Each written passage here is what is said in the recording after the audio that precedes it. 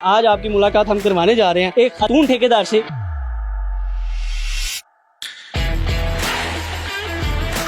Doll house बनाते बनाते आपने ये बड़े बड़े घर बनाने शुरू करती हैं। ख़वातीन हमने ज़्यादातर देखे हैं कि बड़े वो नाजुक से काम करती नज़र आती हैं सिलाई कढ़ाई के, लेकिन ये तो बड़ा हार्ड काम है। तो आपने ये क्यों चूज़ किया? ये आपने सिर्फ बाय प्रोफेशन चूज़ किया है या स्टडी भी इसी से कोई मिलती जुलती है? जो हमारे मजदूर भाई होते हैं उनको थोड़ा सा टैकल करना मुश्किल काम होता है।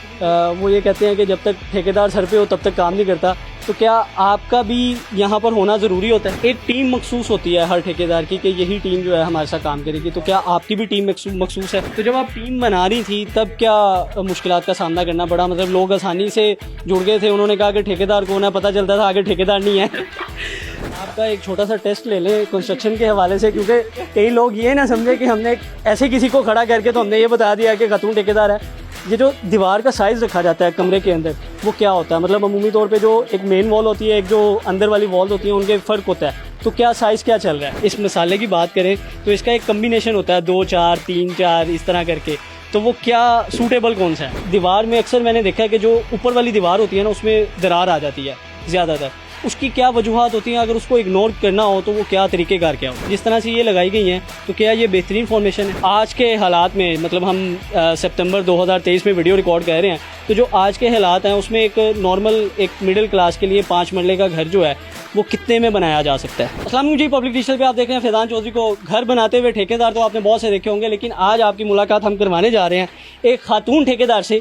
किस तरह से काम कर रहे हैं और ये शौक इनको कैसे पड़ा, इन्हीं से जानते हैं। अस्सलाम वालेकुम मैम।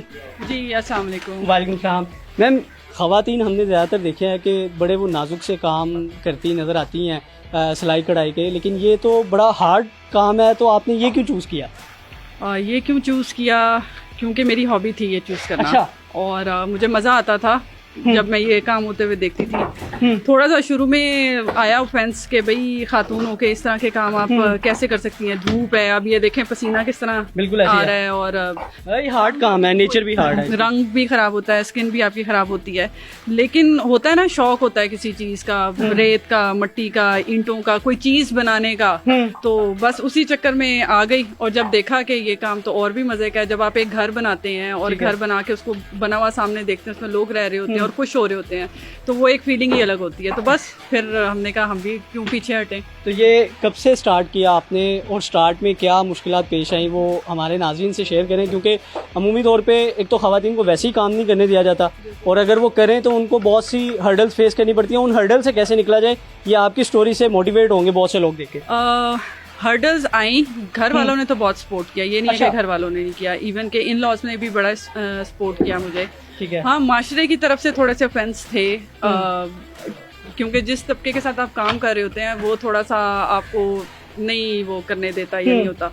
फिर आपको अपना आप मनवाना होता है अपने क्लाइंट के साथ और इन चीज़ों, तो उस टाइम पे मुझे काफ़ी प्रॉब्लम्स आई। लेकिन अल्लाह का शुक्र है कि अब इतना हो गया है कि अब खुद कॉल्स आती हैं। अच्छा। और जिन लोगों का काम लोग देख के जाते हैं और करते हैं, तो पूछते हैं आपने किससे बनवाया है, तो हमें दोबारा कॉल्स आती हैं कि जी आए इधर हमारे लिए भी काम करें। तो एक अच्छी फीलिंग आती है आपको।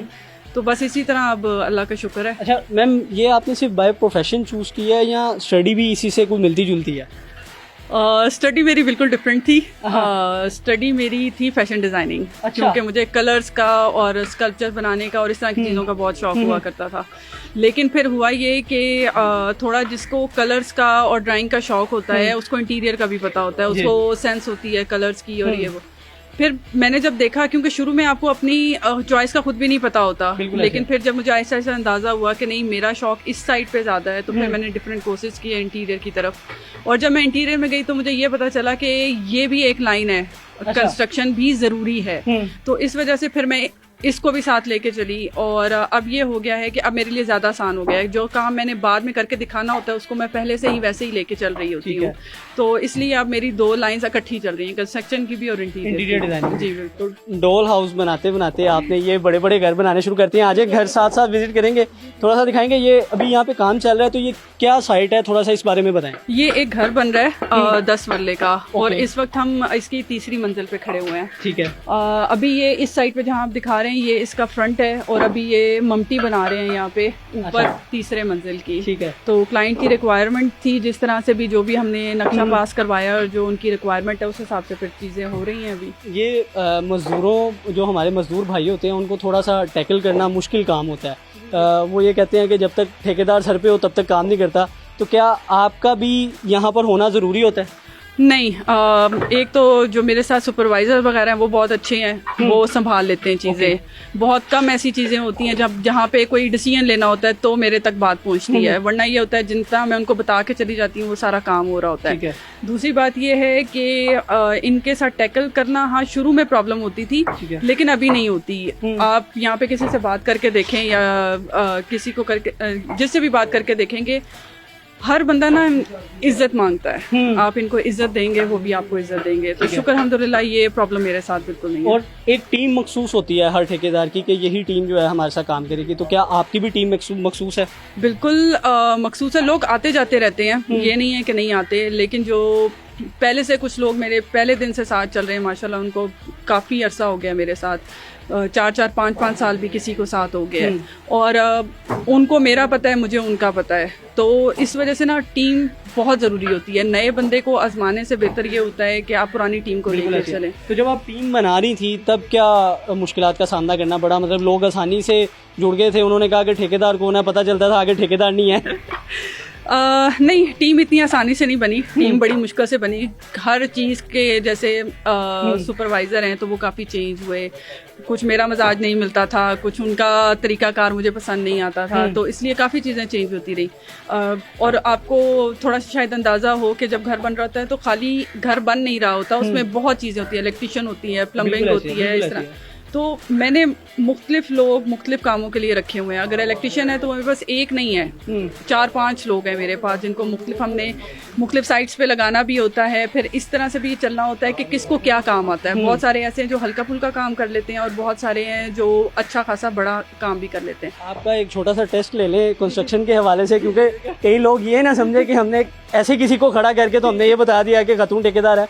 ये जो दीवार का साइज़ रखा जाता है कमरे के अंदर, वो क्या होता है? मतलब अमूमी तौर पे जो एक मेन वॉल होती है, एक जो अंदर वाली वॉल होती है, उनके फ़र्क होता है, तो क्या साइज़ क्या चल रहा है? पुराने ज़माने में ना तकरीबन 13 इंच की दीवार बनाई जाती थी।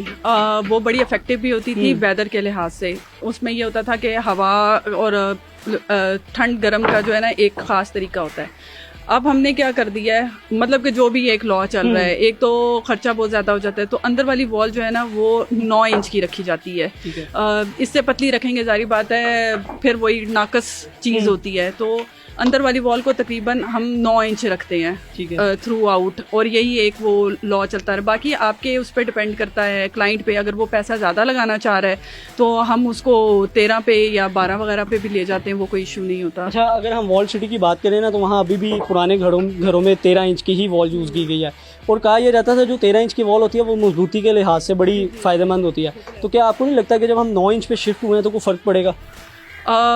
थोड़ा सा जिसे कहते हैं ना टेक्निकली चीज़ें चेंज हो जाती हैं। वो जो 13 इंच की दीवार थी वो आज भी कायम है। वो छतें ऊंची रखी जाती थी हवा के लिहाज से, ठंडे में वो गर्म रहती हैं और गर्म में वो ठंडी रहती हैं। अब ये हो गया, उस टाइम पे एसी नहीं होते थे। अब जो हमारी 9 इंच की दीवार है ना वो मजबूत तो है लेकिन उसमें ना वेदर कंट्रोल नहीं है, जिसकी वजह से वो तो अब ज़रूरी भी नहीं, हम हीटर लगा लेते हैं, हम एसी लगा लेते हैं, तो इसलिए प्रॉब्लम नहीं होती। तो टेक्नोलॉजी जो है वो चेंज होती रहती है टाइम वाइज। और अगर हम इस मसाले की बात करें तो इसका एक कम्बिनेशन होता है 2-4, 3-4 इस तरह करके, तो वो क्या सूटेबल कौन सा है? हम इसमें तकरीबन जो है ना जो अच्छा बेहतर वाला होता है वो 4 का होता है, मतलब कि 3 रेत का और 1 सीमेंट का। वो सबसे सेकेंडली एक और चीज़ बता दूं, हमें ये लगता है कि शायद ये चीज़ हमारे लिए बड़ी इम्पोर्टेंट है, लेकिन जब हम प्लस्तर करते हैं ना, और जैसे अभी दीवारें बन रही हैं, जब तक हम इसको प्रॉपर पानी नहीं देंगे, जिसको तराव कहते हैं, वो होता है। अगर हम सुबह शाम इसको तराव नहीं करेंगे और फिर ये सूखेगा नहीं, मसाला कभी भी अपना आप नहीं पकड़ता। आप जितना मर्जी अच्छा मसाला यूज़ करके आप उसको जल्दी लगा दें, एक दफ़ा उसको तराई करें और फिर छोड़ दें, वो अपना आप छोड़ देगा। क्योंकि एक तरीके ये भी यूज़ किया जाता है, वो शायद जो बोरी होती है उसको गीला करके भी लगा दिया जाता है। हाँ, लेकिन वो जल्दी के काम होते हैं ना कि जिसको अगर जल्दी चाहिए, लेकिन फिर उसका लॉन्ग टर्म नहीं होता, वो अच्छा, फिर ठीक है। नुकसान आपको होता है। और वो डिफरेंट चीज़ों के लिहाज से होता है। जैसे आप कोई स्टोर बना रहे हैं, बड़ा स्टोर रूम बना रहे हैं, जैसे स्टोरेज के बड़े बड़े हॉल्स बनते हैं सीमेंट करके, उनको फिर लगाया जाता है कि आहिस्ता आहिस्ता जो है ना वो नमी को ऑब्जॉर्व करे ईंट, और साथ जो है वो मसाला रिएक्ट करे तो उसको पक्का करना शुरू कर देती अच्छा है। मैम, दीवार के पास चलेंगे। मेरे कुछ सवाल हैं दीवार के हवाले से। मैं चाह रहा हूँ कि एक तो आपकी स्टोरी भी हमने बताई है कि आप मतलब एक यूनिक काम कर रही हैं बाकी ख़वातीन से हटके। तो दूसरा मैं ये भी चाहता हूँ कि हमारी वीडियो देख के लोगों को ये भी फ़ायदा हो, जो लोग घर बनवा रहे हैं तो किन चीज़ों का ख्याल रखें। मतलब फॉर एग्जांपल दीवार में अक्सर मैंने देखा है कि जो ऊपर वाली दीवार होती है ना उसमें दरार आ जाती है ज़्यादातर। उसकी क्या वजूहात होती हैं? अगर उसको इग्नोर करना हो तो वो क्या तरीक़ेकार क्या है उसका? उसमें ये है कि इग्नोर तो बिल्कुल भी ना करें, क्योंकि दरार आने का या क्रैक आने का मतलब ही ये होता है कि वो चीज़ कमज़ोर हो गई है। जी। आपका जो घर जब जिस टाइम पे बन रहा होता है, आपको सबसे पहले तो बुनियाद देखनी पड़ती है, सॉइल टेस्ट होता है, फिर उसके बाद उसके हिसाब से आपने बुनियाद डालनी है, आपने डीपीसी कितनी उसमें यूज़ करनी है, आपने सरिया नीचे यूज़ करना है कि नहीं करना।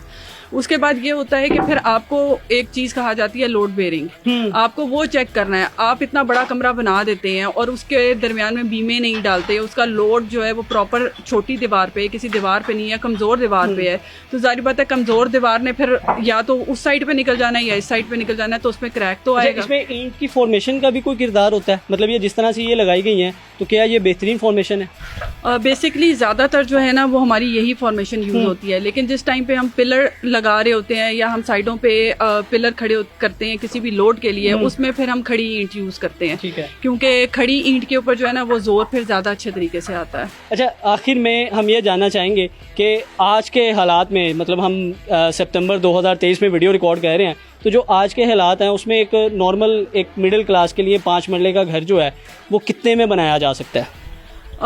वो डिपेंड करता है नक्शे पे। अगर उनको एक बिल्डिंग एक चाहिए, फर्स्ट फ्लोर चाहिए, उस पर डिपेंड करता है, या 2 फ्लोर पे डिपेंड करता है। लेकिन इस टाइम पे ना हर चीज़ बहुत ही आपे से बाहर हुई भी है।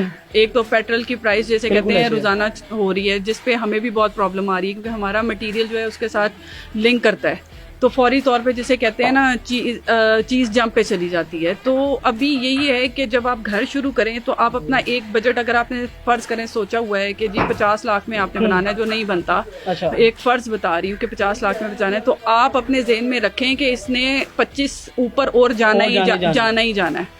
और अगर आपने बिल्कुल सादा घर बनाना है तो फिर तो हम इस पे रेकमेंड कर लेते हैं, लेकिन अगर फिर आपको फिनिशिंग चाहिए, जो सबसे मुश्किल चीज़ है, बिल्कुल एक तो उसमें टाइमिंग बहुत ज़्यादा लगती है, और फिर जितना ज़्यादा आप गुड़ डालते जाएं उतना मीठा होता जाएगा। तो हम तो यही कहते हैं कि तकरीबन जो 5 मरले वाला घर भी है ना वो करोड़ टप रहा है आजकल। कंस्ट्रक्शन में कंस्ट्रक्शन कर लें प्लस फिनिशिंग कर लें, उसमें इतना हो जाता है। ये भी अभी सिंपल की बात है। चले, बहुत शुक्रिया मैम आपके वक्त का। तो जी नाज़रीन, हमने आपकी मुलाकात करवाई है आज एक खातून ठेकेदार से, जो कि इंटीरियर डिज़ाइनिंग के साथ साथ कंस्ट्रक्शन का काम भी कर रही हैं, जो बहुत ही मुश्किल काम है। लोगों को ज़्यादातर आपने देखा होगा कि यहाँ पर ख़वातीन जो सी हैं वो बहुत ही वो जो नाजुक काम होते हैं सिलाई कढ़ाई वाले वही करती हैं, लेकिन उसके ऑपोजिट ये खातून जो हैं वो कंस्ट्रक्शन का काम कर रही हैं। तो लिहाजा ये एक मोटिवेशन भी है, और दूसरा साथ ही साथ हमने आपको इस वीडियो में ये भी बताया है कि अगर आपने कंस्ट्रक्शन करनी है तो किन बातों का ख्याल रखें। तो मुझे दीजिए इजाज़त, अल्लाह हाफ़िज़।